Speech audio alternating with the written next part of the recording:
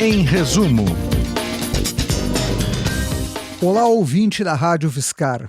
Começa agora a mais uma edição do programa Em Resumo, um programa criado e produzido pela equipe da Rádio Fiscar, que tem como objetivo discutir as pesquisas que são realizadas nas universidades e a aplicabilidade dessas pesquisas para a vida dos cidadãos, enfim, não necessariamente pesquisadores, mas de todos os cidadãos. E nós recebemos aqui prazerosamente o Arthur Fortes, que é graduado e mestre em ciência da computação pela USP e atualmente ele está concluindo o doutorado em ciência da computação. Arthur, obrigado por aceitar o nosso convite. É um prazer recebê-lo aqui nos estúdios da Rádio Fiscar. Olá a todos, eu agradeço o convite e é um prazer estar aqui com você e poder discutir sobre as pesquisas que a gente faz e divulgar para a sociedade tudo que a gente anda produzindo e meio que um acerto de contas, né? A gente está prestando Perfeito. Contas. Exatamente, o objetivo é justamente esse, né? Nós estudamos, pesquisamos e produzimos com o dinheiro público. Arthur, tu tem uma pesquisa, tu está concluindo aí o teu doutorado e é uma pesquisa interessante. Porque, enfim, é legal descobrir e compreender o que acontece quando a gente acessa um ambiente virtual. Tá? Existe toda uma desconfiança que há o controle, porque pegam os dados do usuário, endereço, número de documento, etc. E aí não se sabe como se monta um perfil e que destino isso tem. Bom, eu acho que uma forma interessante de desmistificar um pouco esse problema é justamente a pesquisa que tu desenvolve. Nesse sentido, eu vou começar te propondo uma questão para que tu possa fazer uma breve análise sobre ela como um cientista da computação e, além disso, como alguém que está desenvolvendo uma pesquisa específica sobre essa questão. Tá? Beleza. A definição dos perfis de usuários e de consumidores nos diferentes ambientes virtuais da internet não é um instrumento de controle dos indivíduos? Isso pode servir como um instrumento de controle dos indivíduos? Então, Ronaldo, é uma questão muito complicada. Eu trabalho atualmente com sistemas de recomendação, então a gente precisa de dados do usuário para recomendar alguma coisa. Mas a questão da privacidade, de controle de informação é uma coisa extremamente complicada. A gente vê que pode servir para o bem ou para o mal. A gente vê que as eleições dos Estados Unidos pelo Facebook foram influenciadas, né? Então é uma questão que preocupa muito. Mas eu prefiro ver pelo outro lado, pela questão da personalização. Hoje a gente sofre um problema muito grande de sobrecarga de informação. Então você entra num site de notícia, um site de compra, ali você vai ter 3 milhões, 3 trilhões de produtos, de informação, e muitas vezes você não se interessa em metade daquilo. E o que a gente se preocupa hoje, principalmente nessa parte de sistemas de recomendação, é tentar demonstrar ao máximo para o usuário que a gente está captando a informação dele, deixando bem claro, a gente está coletando isso para personalizar teu perfil. Ao âmbito que, quando ele entrar em um determinado site, por exemplo, hoje a gente já vê isso muito em rede social, as notícias que vêm para a gente já vêm bem personalizada. Eu não preciso mais ficar procurando notícias que me agradam. A gente vê em sites de esporte hoje... eu não preciso mais ficar vendo notícia de time A ou time B. Quando eu entro no site, já tem ali as notícias do meu time. Às vezes tem um pouco de seleção, um outro esporte que eu gosto. Então, a gente entra muito nesse âmbito de personalizar. Eu tenho alguns dados aqui que acho que complementa muito isso. É que isso também tem sido aceito bastante tanto pelo público quanto pelas empresas e tem dado muito certo. Eu acho que todo mundo tem Netflix, né? Então, um dos dados que eu tenho aqui é que 2/3 do Netflix vem de recomendação. Perfeito. Então, tipo, a gente capta... muitas vezes, é até engraçado, né? O Netflix, quando ele tinha um sistema de estrelas, aquelas estrelas, na verdade, eram uma predição de nota e não uma média de todos os usuários, né? Então, aquilo ali já era baseado no seu gosto. Perfeito. E pouca gente sabia, mas... E é engraçado, é intrusivo, é coletado, muitas vezes a gente não sabe, mas às vezes termina adaptando para o dia a dia da gente. Hoje, particularmente, eu sou a favor de coletarem todas as informações que quiserem minhas. Perfeito, perfeito. Eu ainda tenho cuidado com voz e vídeo, né? Que a gente sabe que o Google captura.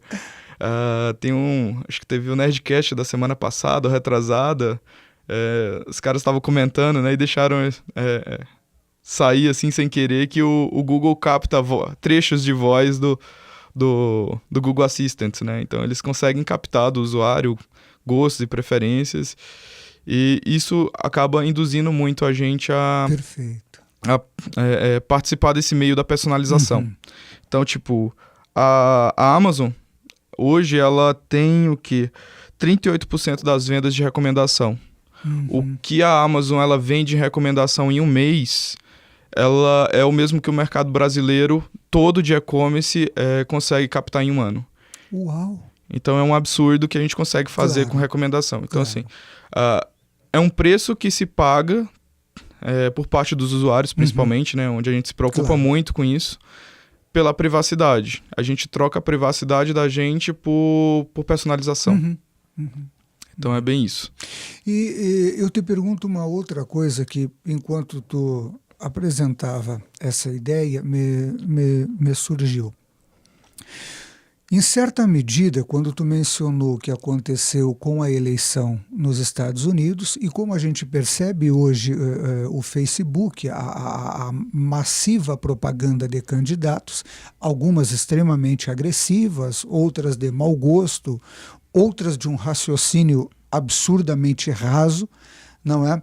Mas me preocupa, e eu creio que isso também seja parte do que se preocupa o público que nos acompanha, me preocupa uma certa questão.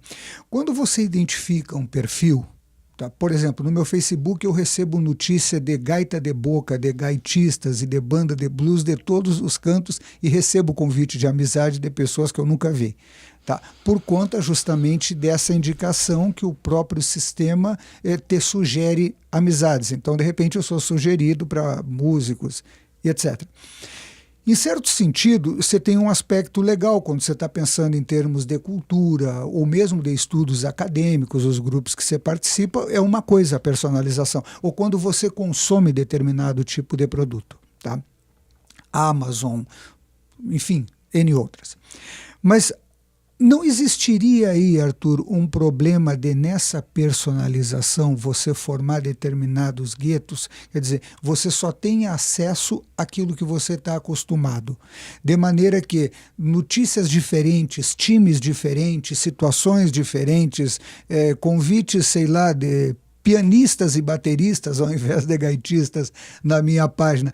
Essa diversidade, ela não seria mais interessante? Eu estou pensando, sobretudo, num mundo extremamente diversificado como nós temos hoje, do ponto de vista da cultura, em todas as suas formas de expressão. Tá, isso é um problema da recomendação, assim como usuários novos, né? Quando a gente não tem nenhuma informação do que o cara gosta, do que a pessoa gosta, e fica altamente complicado a gente gerar essa recomendação. E esse é um grande problema, que é a diversidade. Existem vários estudos em relação a isso, de como introduzir coisas que o usuário poderia gostar. E aí você entende que, por exemplo, eu tenho um gosto muito eclético. Então, você vai de um heavy metal a um pagode, eu não tenho problema com nenhum dos dois. Perfeito. E então eu sou um usuário extremamente complicado de se gerar recomendação. Mas hoje eu vejo, por exemplo, o Spotify, eu uso direto. É um sistema que já consegue me gerar uma diversidade de informação muito grande. Uma das coisas que a gente vê, eu não sei se você utiliza, né, mas todo dia ele gera um daily mix, que é o quê? Vários tipos de música nos seus respectivos padrões separados. Então ele me oferece uma gama muito grande de informação. O que a gente faz hoje? A gente tenta englobar cada usuário em vários grupos de outros usuários, Então, vamos lá, o cara que gosta de heavy metal, a gente coloca ele no heavy metal. Mas a gente sempre se preocupa a ver se ele não tá na borda ali de outro grupo, um MPB, um samba, um jazz, um blues, alguma coisa. E a gente vai tentando fazer essas intersecções e inserindo pouco a pouco. Mesmo uma música clássica, né, que tem uma relação com exato. muitos guitarristas do heavy metal. E o que a gente pode fazer é, por exemplo, esse cara aqui ele gosta bastante de jazz, né? Vamos tentar dar um rock um pouco mais pesado pra ele. Então a gente joga uma música pra ele, por exemplo. Se ele gostar, a gente continua recomendando e vai inserindo outros gêneros. Se ele negar, então a gente já começa a tirar aquele tipo de coisa. O sistema de recomendação é uma personalização. Então a gente está sempre tendo a preocupação de remodelar ele, né? É uma coisa constante, é um ciclo. Então a gente vai, recomenda, o cara gostou, não gostou, volta. Então esse problema da diversidade é um problema constante, dependendo do modelo que você utiliza, mas é uma coisa praticamente, não posso dizer trivial de fazer, mas a gente já tem várias soluções para isso, né? Perfeito. Então a gente tenta encaixar o cara em outros grupos, numa certa constância de tempo, recomendar uma coisa diferente. No entanto, pode acontecer problemas. E aí eu trago o problema de uma empresa americana, que eles faziam um malote direto, né? Sim. Com folders de recomendação. Então é tipo aqueles folhetos do supermercado, só que personalizado você recebe em casa. E uma moça, dado que ela estava na internet escolhendo produtos, chegou na casa dela um malote direto para os pais, né? E a conta era em família, tipo um Netflix, uma coisa do tipo. E estavam recomendando, dando parabéns, que ela estava grávida, e recomendando produtos para bebê para ela, sendo que a família não sabia. Então a empresa sofreu um processo gigantesco de invasão de privacidade e tudo mais. Certo. Então existem esses problemas, voltando àquela primeira pergunta, né? A gente tem essa preocupação hoje de não ser tão intrusivo, né? Então, ter a personalização... a gente sempre recomenda, né? De vez em quando eu dou algumas palestras sobre e-commerce e a gente sempre fala, cara, deixa claro que aquilo é uma recomendação, que aquilo está sendo recomendado porque outra pessoa comprou aquilo, porque você viu aquilo, porque você deu nota tal para certa determinada coisa, se você assistiu aquilo, a gente está te recomendando isso. Então, sempre deixar bem claro para o usuário que aquilo está sendo personalizado porque ele fez determinada coisa. Então, a partir do momento que ele se sente...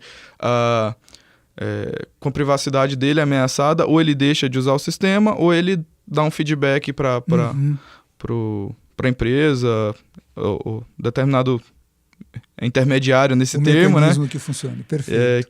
Que adapte e explique melhor para ele o que está sendo feito, né? Muito bom. Agora, eu te faço a mesma pergunta no sentido contrário, tá? Quando o usuário se sente respeitado, é óbvio que ele continua a permanecer dentro do sistema. Que é uma coisa simples, você chega no restaurante, é bem atendido, muito possivelmente você volta. E às vezes a gente come, bebe em lugares que você paga um pouco mais, mas o bom atendimento, a camaradagem acaba te fidelizando. Eu penso numa outra dimensão agora, que seria uma dimensão pedagógica mesmo. Tá? Nós temos uma diversidade cultural grande, enfim, e a sociedade em geral tem problemas com violência, com uma série de coisas. Essa utilização personalizada, tá? No sentido das recomendações, porque vocês não, pelo que você me disse, você faz recomendação, ou seja, não é uma indicação, é uma recomendação. Seria possível utilizar isso do ponto de vista de uma cultura de paz, de uma cultura de respeito à diversidade, de respeito às minorias, às opções e etc. Ou seja, você poderia influenciar de maneira que as pessoas se tornassem, vamos dizer, mais democráticos e mais sensíveis à realidade de outros grupos sociais? Pergunta complexa. Mas vamos lá. A gente brinca que a gente recomenda tudo e a gente recomendava já desde que o homem é homem, né? Tipo, cara, todo dia você pergunta pra pessoa se ela gosta de uma música e, por exemplo, cara, enjoei minha lista de filmes, você tem alguma coisa? Cara, CD do AC/DC não presta e tal, ou o álbum X é melhor. Então sempre isso é recomendação. A recomendação está presente no dia a dia, né? Tá. Juntando a questão da personalização com a recomendação, eu acho que a gente tem um alcance maior e uma filtragem maior de coisas. Perfeito. Hoje, por exemplo, no meu feed de notícias, eu não tenho notícia da maioria dos candidatos. Então eu acho que isso já filtra a minha paz de espírito, né? já ajuda a minha paz de espírito. Eu acho que, de certa forma, sim. Não nego que quem gosta de caos, por recomendação, vai ter caos. Mas quem gosta de paz, hoje a gente já tá tendo um conforto de receber notícias mais filtradas. Eu não recebo, por exemplo, notícias de empresa A, de empresa B. Questões de e-mail, hoje você tem bastante coisa de filtro de spam, então determinados tipos de e-mail você já não recebe, que era muito comum até, acho que década de 90, acho que até 2000 alguma coisa, você recebia bastante foto de coisas extremamente desconfortáveis de ver, né? Então, de certa forma, eu acho que isso melhora. Em questões sociais, pensar numa aplicação é fácil e complicado ao mesmo tempo, né? Mas talvez, se você pensar em um nicho de hoje, você tem bastante sites que ajudam a fazer vaquinha virtual, por exemplo, né? De ajudar projetos. Então, dá pra gente recomendar qual é o melhor projeto social que você pode ajudar. Dá pra tentar personalizar, tipo, cara, eu tenho muito dinheiro, o que eu vou investir? Então, às vezes, esses sistemas inteligentes falarem, olha, esse cara tem muito dinheiro, vamos tentar. Em vez de falar para ele investir numa bolsa, ou numa bolsa de valores, no Tesouro Nacional, por que ele não investe num projeto social, né? Perfeito. Então, a gente tem esses leques entre, infelizmente, as grandes empresas e a sociedade, né? A gente sabe disso. Inclusive, é um dos problemas que a gente tem com a universidade também, empresa, universidade. A gente não tem essa união para ajudar a sociedade em si, né? Mas é uma questão bem complexa, né? De como a gente aplica isso para ajudar a sociedade. A ideia é justamente como utilizar, tá, esse recurso virtual, ao invés de criar nichos e manter, vamos dizer, essa postura bélica que muitas vezes você vê nas redes sociais, criar um ambiente mais inclusivo, um ambiente de respeito à diversidade, às opções que os indivíduos fazem ao longo da sua vida.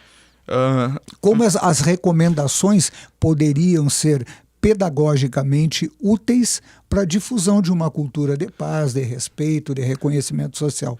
Eu vou te dar um exemplo do candidato Y que a gente tem hoje na política. Eu acho que isso vai ficar bem claro.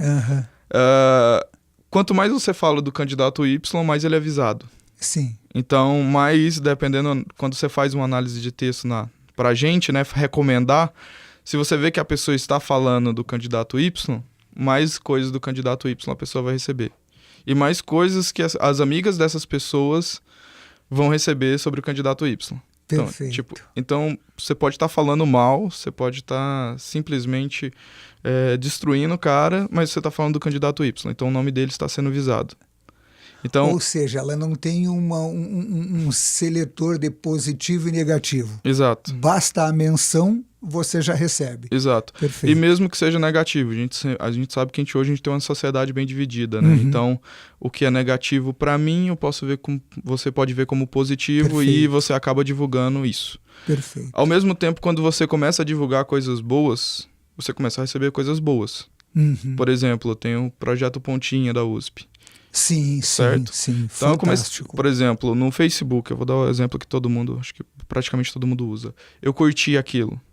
Cara, a partir de então veio bastante projeto social, veio o que o Pontinha fazia, então veio outros projetos, veio projetos da UFSCar, então vem bastante coisa boa. Perfeito. Então, a partir disso, a personalização te ajuda nisso. Perfeito. Mas a partir do momento que você entra em questões caóticas, destrutivas e tudo mais, aquilo vai... Acaba. Isso. Então, acumulando. eu gosto de brincar, né? Que a recomendação é muito aquele ditado, né? Se você faz o bem, você recebe o bem. Se você faz o mal, você recebe o mal. Vem do mesmo jeito. É basicamente isso. Muito bom. Agora, é comum, Arthur, se discutir, inclusive eu já entrevistei professores lá da USP, da UFSCar, a respeito da relação da tecnologia com a educação, não é? E te escutando na questão da recomendação, eu pensei no seguinte: os sites que ajudam estudantes, sobretudo da educação básica brasileira, que tem esse problema, ainda ontem saiu um dado da OCDE bastante preocupante, mas não é novidade, a gente já tem conhecimento dessa situação. De repente, quando estudantes acessam a determinadas plataformas de estudos, existe uma recomendação, de repente, enfim, o sujeito tem uma habilidade a mais como você para a área das ciências exatas. Tá? Existem recomendações, redirecionamento nessas plataformas, ou elas são um tanto quanto híbrida? Elas te ensinam, por exemplo, sei lá, desenvolver corretamente raiz quadrada, fórmula de Bhaskara, a parábola, enfim. Tá? Como funcionam essas redes que conectam a educação com a tecnologia? Tá. A recomendação é uma área muito nova, relativamente nova, né? Ela é da década de 90. Ela surgiu em cima da recuperação de informação. Aqui no Brasil ela engatinha ainda. Se você for ver, acho que o Netflix, eu acho que em 2009... ele pagou R$1 milhão para quem melhorasse o sistema de recomendação deles, né? Então, é uma área extremamente importante, mas nova. Perfeito. 8 anos atrás, a galera estava investindo já bastante nisso. No Brasil, isso engatinha bastante. Tudo que a gente tem vem de fora, é uma ferramenta mais simples, tanto que você vê que é uma personalização baseada no que você viu, o que você não viu. E a área de ensino, eu acho que isso ainda é muito carente. Perfeito. Inclusive, já conversei com o meu orientador sobre isso e tudo mais, que a gente tinha um projeto de aplicar isso na educação, porque eu acho que isso é altamente... é visível que é aplicável, né? Perfeito. Porque se você for construir, por exemplo, um sistema desses de questões, você pode basicamente fazer umas 3, 4 perguntas, sentir o nível da pessoa e a partir daí você recomenda questões mais fáceis, e aí quando você vai ver que ela vai acertando, você já vai mudando, personalizando aquilo lá, vai passando mais difíceis... até um ponto que você vai falar, olha, você está sabendo bastante disso, vamos para outro assunto? Perfeito. Então, isso é altamente aplicável, mas isso no Brasil engatinha. Eu acho que eu sinto muita falta disso, porque a gente sabe que a gente tem um ensino precário, né? Eu vi a pesquisa, né? Até fiquei feliz, porque acho que Teresina tá no... Eu sou de Teresina. Teresina, né? Teresina tá lá pelo topo, né? Mas... a gente sabe que ainda, apesar, é alarmante e ainda mais preocupante que parte desses números aí a gente sabe que são balela, na verdade, né? E que o ensino é bem precário em relação a isso. Então, eu acho que falta uma integração, mais uma vez, de academia junto com o governo e empresas para a gente conseguir aplicar essa tecnologia para o bem da sociedade e fazer... não só na educação, mas na cultura, em projetos sociais e tudo mais, para a gente conseguir aproximar a pesquisa que a gente faz a cada dia das pessoas e dar um retorno, né? Um feedback para elas do dinheiro que elas investem na gente. Perfeito. Arthur, fechando, a tua opinião sobre a relação tecnologia, educação, é tão otimista quanto a minha? Eu acho que sim. Eu gosto sempre de ser otimista, né? Acho que o pessimismo não anda levando a gente para muito lugar, né? Muito bom. Então, eu creio que sim, que a gente melhore, que a gente aplique e que os cientistas que estão nas universidades se motivem a cada dia mais a pesquisar em prol da educação, em prol da sociedade, que eu acho que esse é o caminho que a gente tem que seguir. Perfeito. Eu te agradeço mais uma vez por esse bate-papo, não é? E eu encerro agora a mais essa edição do programa Em Resumo. Nós recebemos aqui o Arthur Fontes, ele é graduado e mestre em Ciência da Computação e está concluindo um excelente doutorado em Ciência da Computação também. Discutimos aqui sobre a recomendação, não é? E como isso não se torna em algo que quebre muito a privacidade dos usuários da internet. Se tu quiser assistir novamente esse programa, basta entrar www.radio.fiscar.br e acessar a aba dos podcasts, e lá você encontra os podcasts de todos os programas nossos, de toda a grade de programação.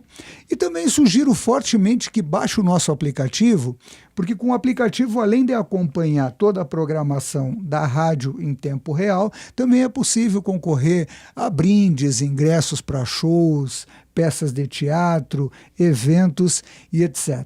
Um grande abraço a todas e todos e até a próxima edição. 95,3 FM.